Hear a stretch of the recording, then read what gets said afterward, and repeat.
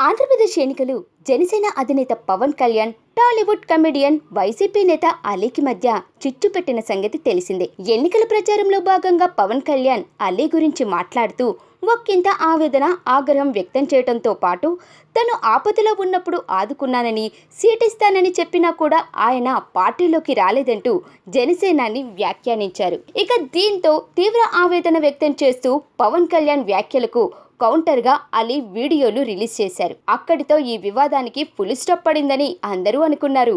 కానీ ఆ తరువాత జరిగిన కొన్ని ఆసక్తికర పరిణామాలను వైసీపీ రాష్ట్ర కార్యదర్శి 30 ఇయర్స్ ఇండస్ట్రీ పృథ్వీరాజ్ ఓ ఇంటర్వ్యూలో ప్రస్తావించారు. అసలు అలీ పృథ్వీకి ఫోన్ చేసి ఏం చెప్పారు, అలీ గురించి ఎవరికి ఎక్కువ తెలుసు అనే విషయాలు ఈ ఇంటర్వ్యూలో పృథ్వీ నిశితంగా వివరించారు. అసలు ఫోన్లో ఏం జరిగింది? రాజమండ్రి ఎన్నికల ప్రచారంలో పవన్ కళ్యాణ్ తనపై చేసిన వ్యాఖ్యలు చాలా బాధించాయని అలీ ఆవేదన వ్యక్తం చేశారని పృథ్వీ చెప్పుకొచ్చారు. పవన్ వ్యాఖ్యలతో తీవ్రంగా బాధపడ్డ అలీ తన సన్నిహితులందరికీ కాల్ చేసి చాలా బాధపడ్డారని, తనకు కూడా కాల్ చేసి పవన్ కళ్యాణ్ గారు ఇలా అనేశారేంటి అంటూ బొక్కింత కంటతడి పెట్టుకున్నారు. రాజకీయాల్లో విమర్శలు, ప్రతి విమర్శలు మామూలే అని చెప్పి తాను అలీని ఓదార్చనని అన్నట్లుగా పృథ్వీ ఇంటర్వ్యూలో చెప్పుకొచ్చారు. ఇక అలీ గురించి పవన్ కి తెలియదు, నాకు తెలుసు అంటూ పృథ్వీ చెప్పుకొచ్చారు. అలీ చిన్నప్పటి నుంచి నాకు బాగా తెలుసు.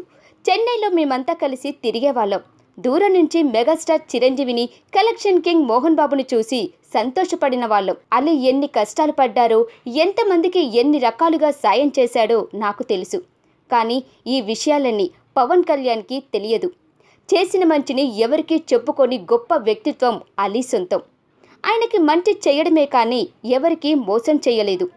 మోసం అనేది ఆయనకు తెలియదు అని పృథ్వీ చెప్పుకొచ్చారు. పృథ్వీ వ్యాఖ్యలపై జనసేన కార్యకర్తలు, పవన్ అభిమానులు ముఖ్యంగా జనసేనాని ఎలా రియాక్ట్ అవుతారో వేచి చూడాల్సిందే మరి.